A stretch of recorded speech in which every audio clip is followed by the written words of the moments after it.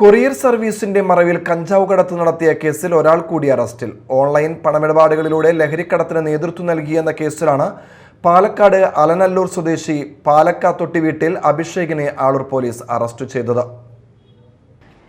Courier parcel സർവീസുകളുടെ മറവിൽ online കൂട്ടായ്മകൾ രൂപീകരിച്ച് ലഹരിമരുന്ന് വിൽപ്പന നടത്തിയ കേസിൽ പാലക്കാട് അലനല്ലൂർ സ്വദേശി പാലക്കാത്തൊടി വീട്ടിൽ അഭിഷേകിനെയാണ് ആളൂർ പോലീസ് അറസ്റ്റ് ചെയ്തത്.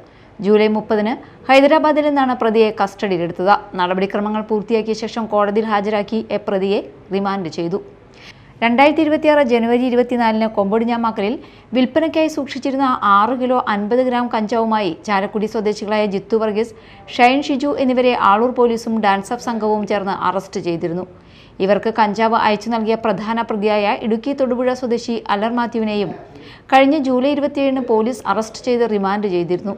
ഈ കേസിലെ ഒന്നാം പ്രതിയായ ജിത്തു വർഗീസുമായി അഭിഷേക് ഓൺലൈൻ വഴി സാമ്പത്തിക ഇടപാടുകൾ നടത്തിയതായി അന്വേഷണത്തിൽ കണ്ടെത്തി. അഭിഷേകിന്റെ നിർദ്ദേശപ്രകാരമാണ് കൊറിയർ മാർഗം കഞ്ചാവ് ജിത്തു വർഗീസിന് അയച്ചു നൽകിയതെന്ന് ശാസ്ത്രീയ അന്വേഷണത്തിൽ വ്യക്തമായതോടെയാണ് അഭിഷേകിനെ കേസിൽ പ്രതി ചേർത്തത്.